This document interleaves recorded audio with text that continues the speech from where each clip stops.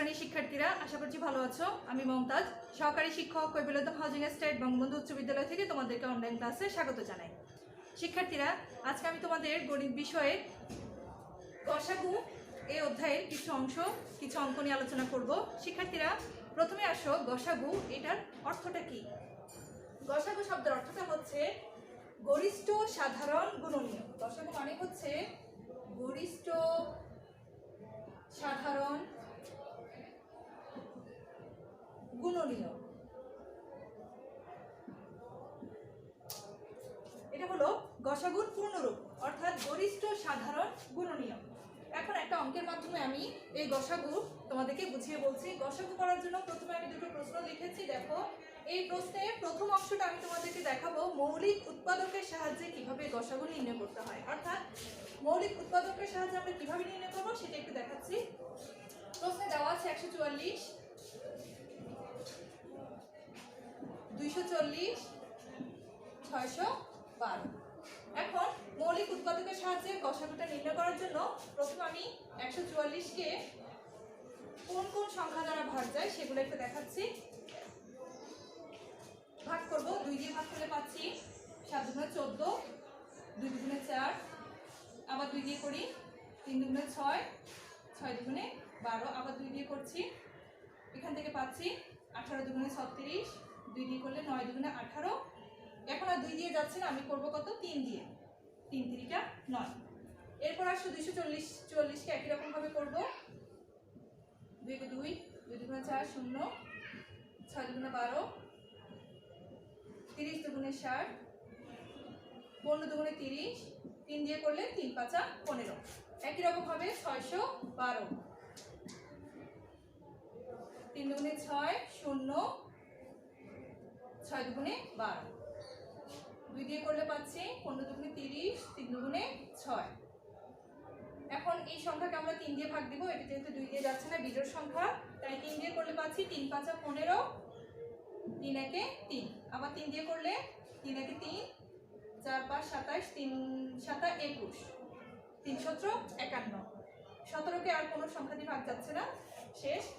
এখন আমার মৌলিক উৎপাদকগুলো কি কি আমি সেগুলো একটু লিখি। সুতরাং 144 সমান সমান 2 গুণ 2 গুণ 2 গুণ 2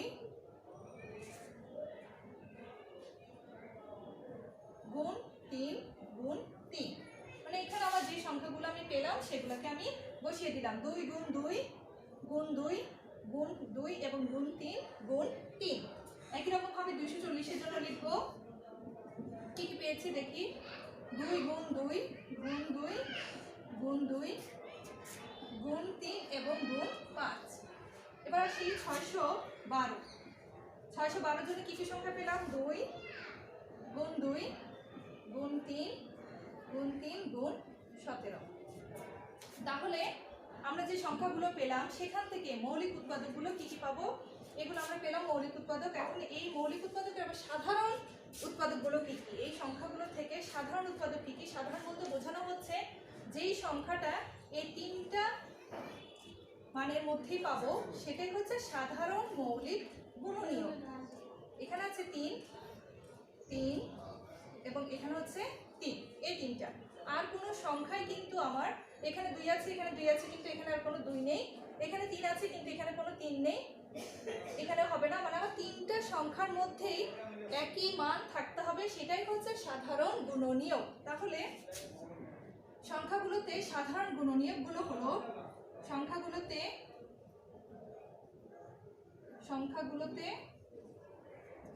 সাধারণ গুণনীয়।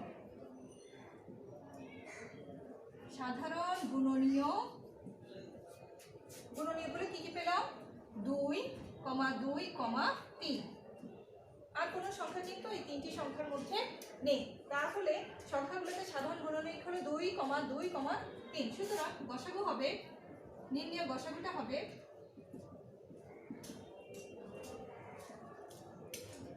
2 গুণ 2 গুণ 3। এখান থেকে কি পাচ্ছি? 2 দুগুণে 4, 3 4 12। সুতরাং নির্ণয় গসাগুটা হচ্ছে 12, যেটা আমি মৌলিক উৎপাদকের সাহায্যে গসাগুটা নির্ণয় করে দেখালাম। শিক্ষার্থীরা, আশা করছি বুঝতে পেরেছো। প্রথম আরেকবার বলে দিচ্ছি, দেখো কিভাবে করছে। দেওয়া আছে, এই তিনটা সংখ্যা থেকে মৌলিক উৎপাদকের সাহায্যে গসাগু নির্ণয় করতে হবে। তাই আমি প্রথমে কি করে নিয়েছি, 144কে আমি 2 দিয়ে ভাগ করলাম, এটা লসাগুর মতো করে নিয়েছি। 2 দিয়ে ভাগ দিলাম 72, আবার 72কে 2 দিয়ে ভাগ দিলাম 36, 36কে 2 দিয়ে ভাগ দিলাম 18, 2 গুণে 36, 18কে 2 দিয়ে ভাগ দিলাম 9, এবং 9কে আবার 3 দিয়ে ভাগ দিলাম, 3 তিরিকা 9। যে সংখ্যাগুলো পেলাম সেটা আমি লিখে দিলাম। একই রকমভাবে 240 এবং 612 জন্য করলাম। পরে যেই সংখ্যাগুলো পেলাম সেগুলো আমি পাশাপাশি গুণাকারে লিখে দেখালাম। এরপর এই সংখ্যাগুলো থেকে যেগুলো সাধারণ গুণনীয়, যেটা তিনটে সংখ্যার মধ্যে আছে, 2 2 2, এটা তিনটে সংখ্যাতে আছে তাই বসছে, এগুলো হচ্ছে সাধারণ গুণনীয়। একই রকমভাবে এই দুইটাও তিনটে সংখ্যাতে আছে তাই এই তিনটার জন্য একটা বসছে, এবং তিনটে সংখ্যার জন্য একটা বসছে। বাকিগুলো তিনটা সংখ্যাতে নেই তাই এগুলো আর বসাতে পারছি না। সুতরাং নির্ণয় গসাগু হচ্ছে 2 গুণ 2 গুণ 3 সমান 2 দুগুণে 4, 3 4 12। এটাই হচ্ছে আমার মৌলিক উৎপাদকের সাহায্যে গসাগু নির্ণয় করা। শিক্ষার্থীরা আশা করছি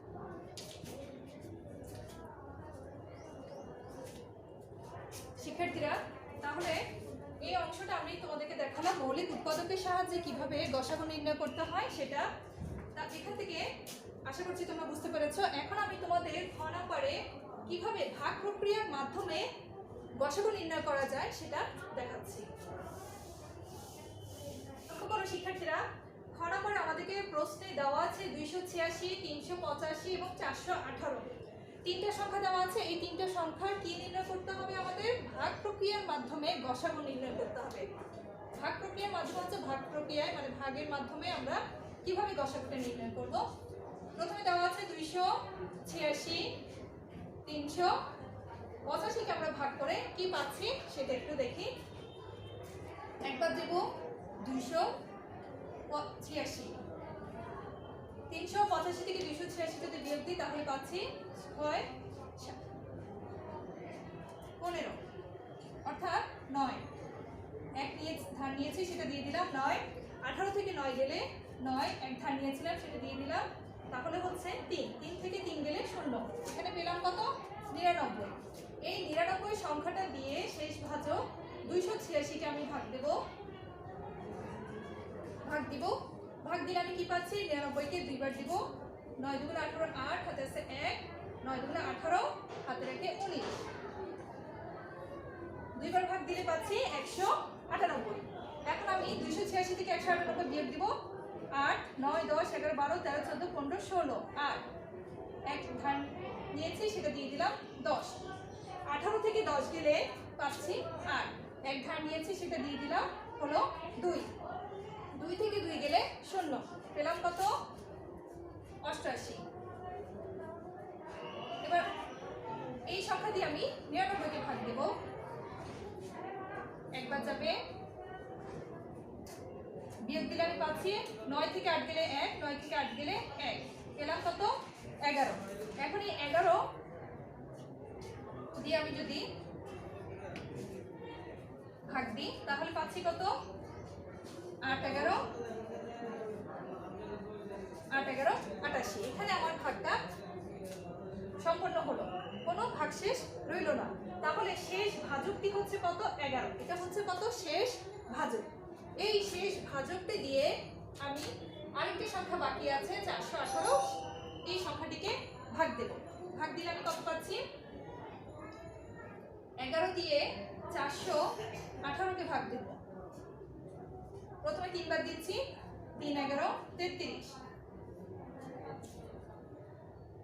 11 থেকে 3 গেলে 8, এক ধার নিয়েছি সেটা দিয়ে দিলাম। 4 থেকে 4 গেলে 0, এখান থেকে বাকি রইল 8, উপরের সংখ্যাটি নামিয়ে দিলাম। এবার 11, 8 11 88 বিয়োগ করলে পেলাম 0। তাহলে এই শেষ ভাজক হচ্ছে 11। শেষ ভাজক দিয়ে আমার সংখ্যা সবগুলোকে, এই সংখ্যা এবং এই সংখ্যাটিকে পরিপূর্ণভাবে ভাগ যাচ্ছে। তাহলে আমাদের নির্ণয় গসাগুটা হলো 11। সুতরাং শেষ ভাজক হচ্ছে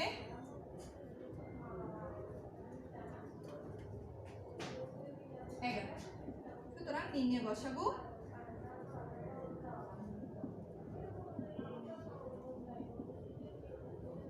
গসাগু হচ্ছে কত 11। তাহলে শিক্ষার্থীরা এই অংশটা দেখালাম আমি কি প্রক্রিয়ার মাধ্যমে, ভাগ প্রক্রিয়ার মাধ্যমে কিভাবে গসাগুটা নির্ণয় করতে হয়, এবং প্রথম অংশটা দেখিয়েছি আমি মৌলিক উৎপাদকের সাহায্যে কিভাবে গসাগুটা নির্ণয় করতে হয়। শিক্ষার্থীরা আরেকবার দেখো, ভাগ প্রক্রিয়ার মাধ্যমে আমাদেরকে সংখ্যা যতগুলো দেওয়া থাকুক না কেন, আমরা শুধু লক্ষ্য রাখবো যে কোন সংখ্যাটা দিয়ে শেষ ভাজক কোনটা দিয়ে আমার ভাগ প্রক্রিয়াটা সম্পন্ন হচ্ছে, ভাগশেষ রয়েছে না, ঠিক সেই সংখ্যাটি দিয়েই আমি পরবর্তী ভাগগুলো করব, পরবর্তী সংখ্যাগুলোকে ভাগ দেব। দেখে যদি দেখতে পাই যে আমাদের শেষ ভাজকটা দিয়ে সবগুলো ভাগ সম্পন্ন হয়েছে, তাহলে সেই সংখ্যাটি হচ্ছে নির্ণেয় গসাগু।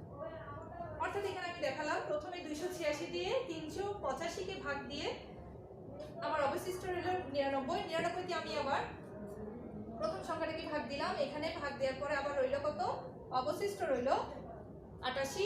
88 দিয়ে আবার 99কে ভাগ দিলাম। এইভাবে আমাদের ভাগ প্রক্রিয়াটা চলতে থাকবে। এটাকে বলা হচ্ছে ভাগ প্রক্রিয়ার মাধ্যমে গসাগু নির্ণয় করা। শিক্ষার্থীরা, তাহলে এই দুই প্রক্রিয়া ভাগের মাধ্যমে আমি গসাগু নির্ণয় প্রক্রিয়াটি তোমাদেরকে দেখালাম। আশা করছি বুঝতে পেরেছো। আজকে এ পর্যন্তই, বাসায় বসে এগুলো অনুশীলন করবে। পরবর্তীতে নতুন কোনো অঙ্ক নিয়ে হাজির হব। সে পর্যন্ত সকলে ভালো থেকো, সুস্থ থেকো। আল্লাহ হাফেজ।